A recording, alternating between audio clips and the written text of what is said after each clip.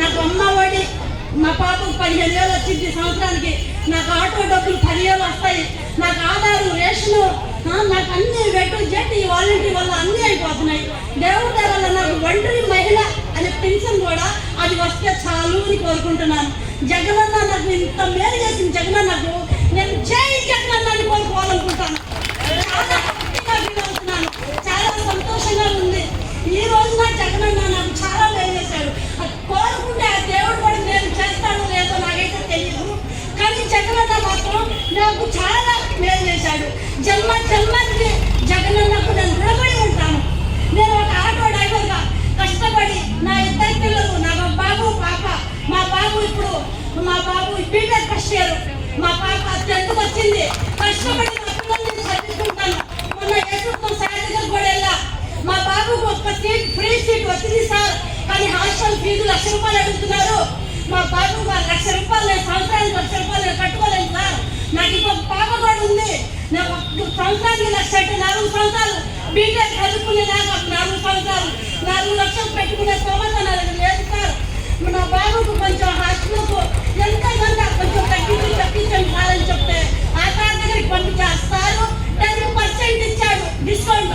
10% 10,000 ఏమో సరిపోదు.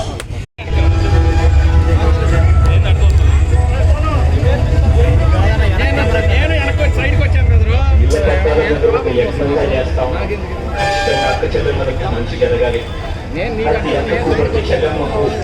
ఇల్లు లేదు అన్న పరిస్థితుల నుంచి మార్పు రావాలి అని 25వ తారీఖున అక్షరాల 31 లక్షల పైచిలుకు మిగిలిపోతుంది అనుకున్నటువంటి ఒక సొంత ఇంటి ఆలోచన ఈరోజు సాకారం చేస్తూ మన గౌరవ ముఖ్యమంత్రి గారు మన రాష్ట్ర వ్యాప్తంగా 30,75,000 మందికి ఇళ్ల పట్టాలు ఇచ్చేటువంటి ఒక గొప్ప కార్యక్రమాన్ని తీసుకోవడం జరిగింది.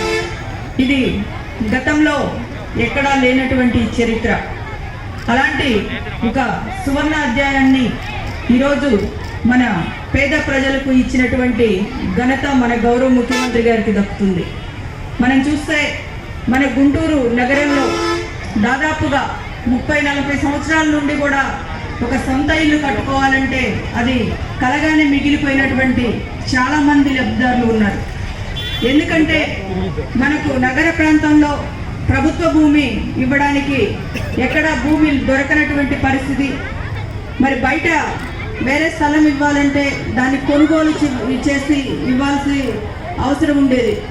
మరి రేటులు చూస్తుంటే మరి ఒక్కొక్క ఎకరం తీసుకోవాలంటే కోట్లాది రూపాయలు వెచ్చించేటువంటి పరిస్థితి. మనందరూ ప్రశ్నించేది ఎక్కడలే అని చెప్పేసి ఆ హామీలు నెరవేర్చినటువంటి గత ప్రభుత్వాలకి గౌరవ ముఖ్యమంత్రి గారు ఏదైతే హామీ ఇచ్చారో వాటిలో మేనిఫెస్టోలో ఇచ్చినటువంటి 90% హామీలు అమలు చేసినటువంటి ఘనత మన గౌరవ ముఖ్యమంత్రి గారికి దక్కుతుంది. మరి ఈరోజు మన గుంటూరులో దాదాపు 67,000 మంది లబ్ధిదారులకు ఇళ్ల పట్టాలు ఇవ్వడం జరుగుతూ ఉంది. మరి ఒక్కొక్క లేఅవుట్ చూస్తే మనకు చుట్టూ ఉన్నటువంటి భూములు దాదాపు మన గుంటూరు జిల్లాలోనే 2,000 కోట్ల రూపాయలు వెచ్చించి ఈరోజు భూమి కొనుగోలు చేసి ఎవరైతే ఇళ్ళు లేనటువంటి వారికి ఇళ్ల స్థలాలు ఇచ్చేటువంటి కార్యక్రమం మన గౌరవ ముఖ్యమంత్రి గారు చేస్తూ ఉన్నారు. కనిష్టంగా అందిని అని కూడా తెలియజేస్తూ ఉన్నటువంటి పరిస్థితి. ఏ ఒక్క హామీ కూడా ఈరోజు మేము వెళ్తే మీరు ఆ మాట చెప్పారు, మీరు అది మాకు చేయలేదు అనేటువంటి ప్రశ్న అయితే ఎక్కడా ఉత్పన్నం కావట్లేదు. ఎందుకంటే ఈరోజు చెప్పిన హామీలన్నీ కూడా నెరవేర్చి ఈరోజు ధైర్యంగా ప్రజల ముందుకు వెళ్తూ ఉన్నాం. ఈరోజు దాదాపు ఇన్ని లక్షల మందికి ఇళ్ల పట్టాలన్నది ఇది భారతదేశంలోనే ఒక చరిత్రగా చెప్పుకోవచ్చు. ఒక నిరుపేదకు సొంత ఇంటి కళని సాకారం చేయడం అన్నదే ఒక గొప్ప విషయం. మరి ఈరోజు చిన్న గ్రామం నుండి నగరాల వరకు కూడా అన్ని చోట్ల ఈరోజు పెద్ద ఎత్తున ఈ కార్యక్రమాలు నిర్వర్తిస్తూ ఉన్నాము. మరి ఇవన్నీ కూడా ప్రజలు చేసిన మేలును మర్చిపోయేటువంటి వారు కాదు, వారు ఖచ్చితంగా గుర్తుపెట్టుకుంటారు. మంచి చేసినటువంటి ప్రభుత్వాన్ని ఖచ్చితంగా ఆశీర్వదిస్తారు.